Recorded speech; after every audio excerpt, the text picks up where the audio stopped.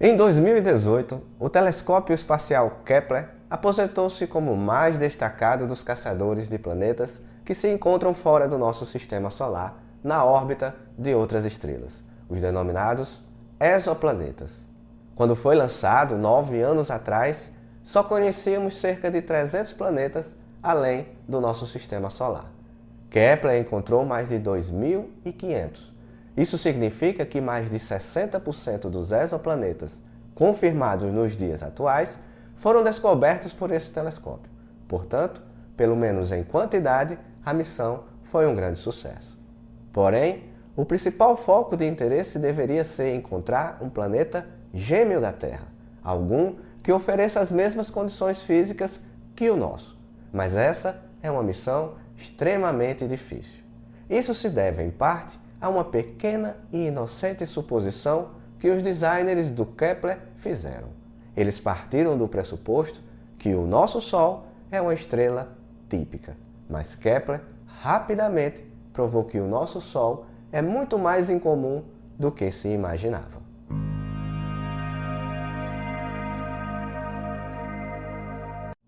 Pensem em se inscrever no canal e, se gostarem, apertem no gostei. Essa é a maneira de nos ajudar e fazer com que conhecimentos sejam compartilhados. Muito obrigado. O Sol é a única estrela que temos uma experiência de perto. Por isso, muitos supõem que a maioria das outras estrelas lá fora são exatamente como ela.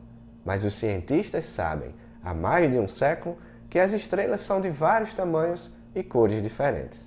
Estrelas como o nosso Sol, conhecidas como estrelas G, compõem apenas 6% das estrelas de nossa galáxia. Enquanto isso, impressionantes 73% delas são estrelas M, mais conhecidas como anãs vermelhas. Embora haja, certamente, uma chance de encontrarmos um planeta com as mesmas condições de habitação da Terra, um mundo parecido com o nosso dentre esses bilhões, há algumas complicações. As estrelas anãs vermelhas são menores e mais frias que o nosso Sol. Então, a zona onde a água pode existir em seu estado líquido, chamada de zona habitável, é mais estreita e muito mais próximo da estrela. Apesar do nome zona habitável, um planeta rochoso que estivesse à distância correta de uma anã vermelha, onde a água em estado líquido também estaria próximo de sua atmosfera, provavelmente seria arrancada por toda a radiação. Em outras palavras, para ter sucesso na busca por um planeta similar à Terra, é necessário procurá-lo em torno de uma estrela similar ao nosso Sol, outra daquelas raras estrelas G. A maioria dos cientistas concorda com isso há décadas. Mas há uma outra suposição que os cientistas fizeram ao projetar o Kepler, que outras estrelas G são tão barulhentas quanto o Sol. Quando os cientistas dizem que uma estrela é barulhenta, eles não estão falando sobre ondas sonoras. Esse ruído refere-se a flutuações aleatórias no brilho de uma estrela. A superfície de uma estrela está em constante agitação e tem muitas manchas, explosões e outras características que fazem a estrela piscar aleatoriamente. Esse é o seu brilho.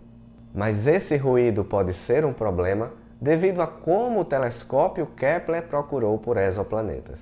Ele olhou para um pedaço do céu por anos, observando 150.000 estrelas ao mesmo tempo, procurando por pequenas quedas no brilho, que significava que naquele momento um planeta cruzava à frente e bloqueava uma pequena fração da luz de sua estrela.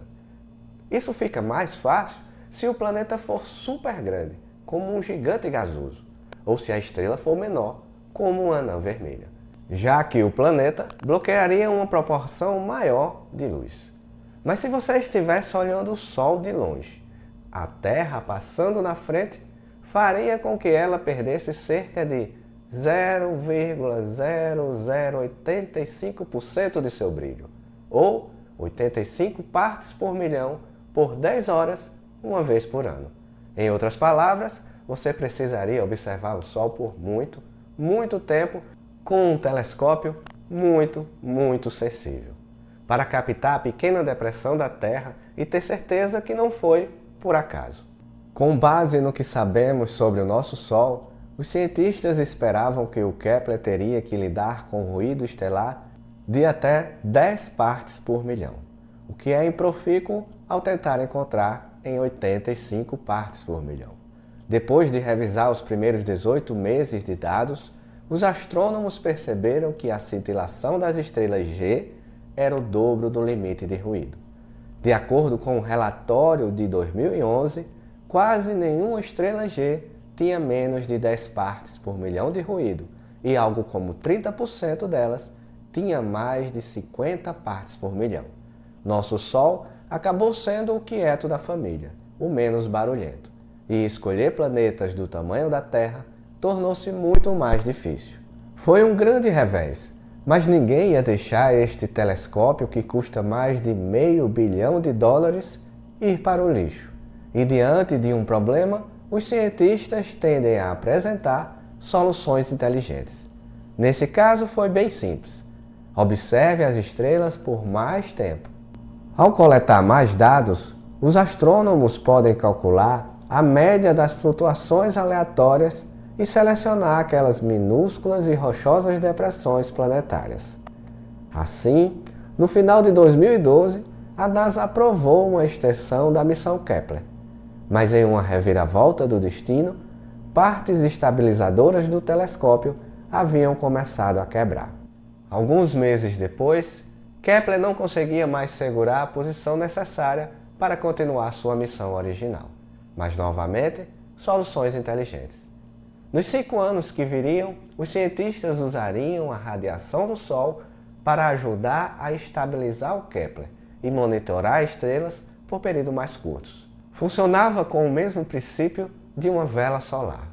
Luz e partículas subatômicas, expelidas pelo Sol, exercem uma pequena quantidade de pressão, como uma espécie de vento solar.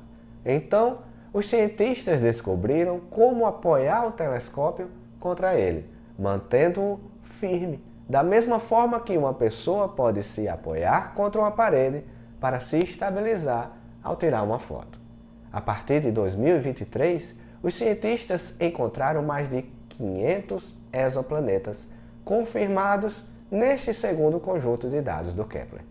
Um estudo de 2015 usou mais dados do que o relatório de 2011, combinados com diferentes métodos de processamento, e foi capaz de reduzir os níveis de ruído, conseguiu reconsiderar os ruídos do Sol em relação às outras estrelas. E a missão do Kepler, de encontrar o gêmeo da Terra. Em 2011, a NASA anunciou a descoberta de Kepler 22b, um planeta com apenas o dobro do tamanho da Terra, orbitando uma estrela semelhante ao Sol, em sua zona habitável. Foi o primeiro exoplaneta descoberto com essa combinação de fatores. Mas temos que segurar os ânimos, pois ainda não sabemos exatamente do que o planeta é feito, ou se tem uma atmosfera, ou muito menos água em estado líquido. Pode até não ser terrestre. Até 2023, o Kepler encontrou 361 candidatos a exoplaneta nas zonas habitáveis de suas estrelas. Mas até agora, apenas 88 deles foram confirmados como realmente existentes, e os cientistas debatem quantos são exatamente parecidos com a Terra. A maioria desses planetas não é uma cópia perfeita da Terra, orbitando um Sol exatamente igual ao nosso, mas o telescópio descobriu alguns candidatos promissores, incluindo 4 em torno de estrelas G. Uma segunda Terra definitiva, habitável para a vida como a conhecemos, ainda está para ser confirmada. Precisamos acompanhar os candidatos que o Kepler encontrou, usando outros telescópios como o Webb. Mas em se tratando de encontrar exoplanetas, o Kepler foi apenas o começo. O telescópio caçador de planetas da NASA, TESS, foi lançado em 2018 e a Agência Espacial Europeia planeja lançar o Plato em 2026. Com suas 26 câmeras e imagens de 2 bilhões de pixels, Plato realmente será capaz de espiar através do ruído e selecionar as menores quedas planetárias. No final, Kepler pode ter lutado para ver através daquele ruído estelar inesperado, mas a missão nos ensinou uma lição valiosa e abriu caminho para a nossa eventual descoberta do gêmeo distante da Terra. Chegamos ao final do vídeo, mas não saiam antes de se inscreverem e deixarem o gostei, pois isso nos ajuda muito. Muito obrigado pela companhia de vocês e até o próximo vídeo, se Deus quiser.